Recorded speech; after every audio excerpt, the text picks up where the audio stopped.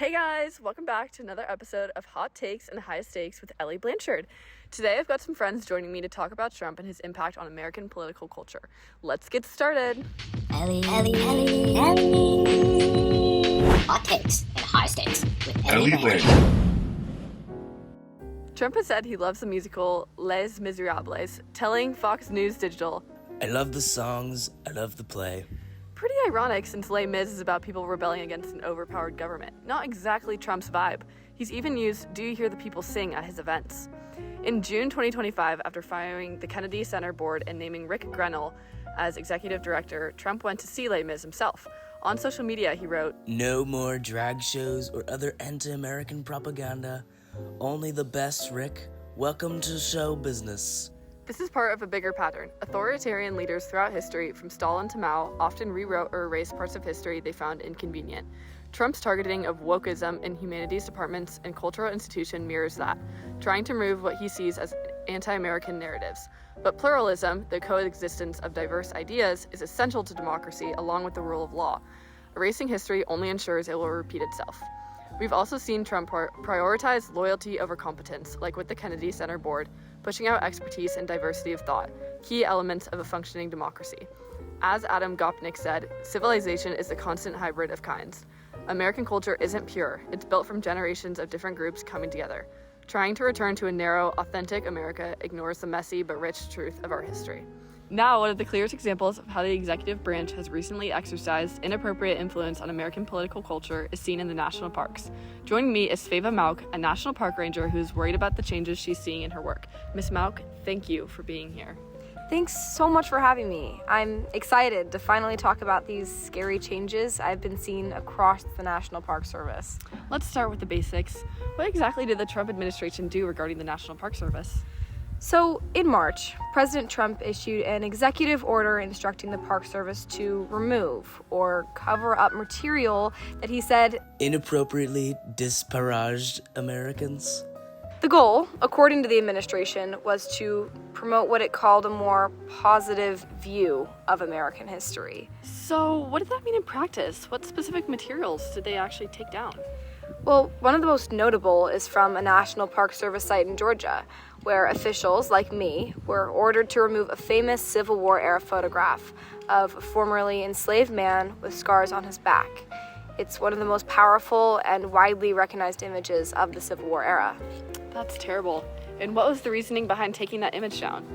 The administration said that it wanted to prevent displays that disparaged Americans. But critics argued that it was really about erasing the realities of slavery from public view. Many historians and rangers like me argue that removing such an image is an attempt to rewrite history. Gosh, were there other parks affected by this order? Definitely. At Manassas National Battlefield Park in Virginia, staff were told to take down a sign that criticized the post-Civil War lost cause ideology. That ideology romanticized the Confederacy and denied that slavery was the central cause of the conflict. Ugh, please tell me there weren't more examples. Unfortunately, there were. At Independence National Historical Park in Philadelphia, officials planned to alter an exhibit that memorialized 9 people enslaved by George Washington. The executive order specifically flagged that exam for review, claiming that the Biden administration had promoted a corrosive ideology, thereby teaching visitors that America is purportedly racist. So I'm getting at that this is part of a larger effort than just changing one park or one sign. Exactly. It was a coordinated effort to reshape how American history is presented across the park system. Even children's educational materials were changed. What kind of children's materials? Well, at Arlington House, the former house of Confederate General Robert E. Lee, park staff were told to stop using a booklet for the Junior Rangers program. The booklet contained 2 sentences that said, "In 1829, Robert E. Lee promised to serve the Army and protect the United States. In 1861, he broke that promise and fought for slavery." Officials said that those sentences violated the president's executive order. This is a surprisingly specific level of control. How did historians and park employees respond to these changes? Well, many like me were outraged. One historian said that the decision to remove the Civil War photograph was as shameful as it is wrong, adding that it is impossible to edit out or bury the horrors of slavery. The evidence is everywhere and cannot be destroyed, certainly not in one presidential administration. And how did the administration defend what it was doing? I mean, it seems kind of sketchy. Well, the White House released a statement titled "Restoring Truth and Sanity to American History." It claimed there had been a revisionist movement over the past decade that replaced objective facts with a distorted narrative driven by ideology. According to the statement, this movement undermined America's achievements and portrayed the country as inherently racist, sexist, oppressive, and otherwise irredeemably flawed. So they're making it seem like they're just trying to protect American pride, but critics say it was about erasing the truth. Yes, exactly. It all comes down to who gets to decide what truth means. By removing materials about slavery, racism, and inequality, the administration wasn't just changing museum displays. It was actively shaping what Americans get to see about their nation's past and hiding the truth about the parts they're not proud of. So this is becoming a battle over history as a story of pride versus history as a record of truth. And the choices made in our national parks clearly shape which version of America we get to see. I hope that the truth will be restored in my park soon. History doesn't disappear just because someone with power wants it to. Americans deserve to know the truth, because anything other than that is a disrespect to those whose past is being erased. Thanks again for being here, Miss Mauch. Okay, so we've talked about the parks, but I feel like we need to swing over to culture. The Smithsonian. It's just the Smithsonian, and it's basically shut down right now. As a curator for the museum, Marley, you're right in the middle of this, right? Walk us through it. What on earth is happening? Yeah, it's wild. Honestly, as a curator there, I'm completely out of work. The president, he's just been screaming about this, how the Smithsonian focuses way too much on the bad stuff, like slavery and racism, instead of all the great American achievements. Wait, so it's like a vibe thing? He just doesn't like the tone? Well, it's more than just a vibe. He literally puts it out on social media, the quote, The Smithsonian is out of control, where everything discussed is how horrible our country is. Nothing about success, nothing about brightness. But the real move, the formal one, was the White House issuing a directive telling the Smithsonian to fix anything that doesn't align with official American ideals within 120 days. So it's not just talk, it's a deadline.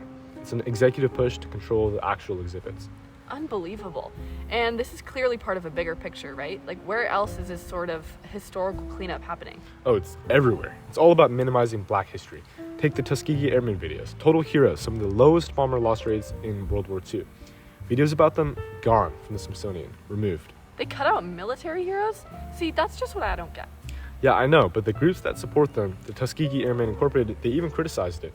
The stories of the Tuskegee Airmen and the WASPs are an essential part of American history, they said. This theme of erasure is repeated. They also took down those references to Harriet Tubman on the National Parks Service Underground Railroad page. Oh my gosh, I forgot about that. But did they put it back after the backlash? They did, yeah. But Senator Chris Hollins attributed that directly to the administration's effort to rewrite history. And then there's Juneteenth. The federal holiday? Right. The president complained about too many non-working holidays and just flat skipped out recognition of it. So it's not just the museums, it's the parks, the holidays, it's a coordinated institutional effort. Beyond the specific acts of removal, what is the core message being sent? The message is control.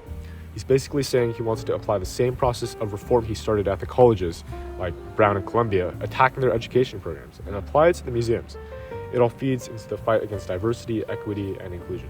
So the historians are ringing the alarm. This is not history, this is just political advertising. That's it. It's a propagandistic version of history. It promotes this sanitized, heroic-only narrative of America while erasing the struggle. Kevin Young, the former director of the African American History and Culture Museum, resigned as Trump increasingly targeted the Smithsonian over its civil rights focus. So we're talking about more than just culture. We're talking about democracy itself. Exactly, and here's the thing. Democracy relies on pluralism.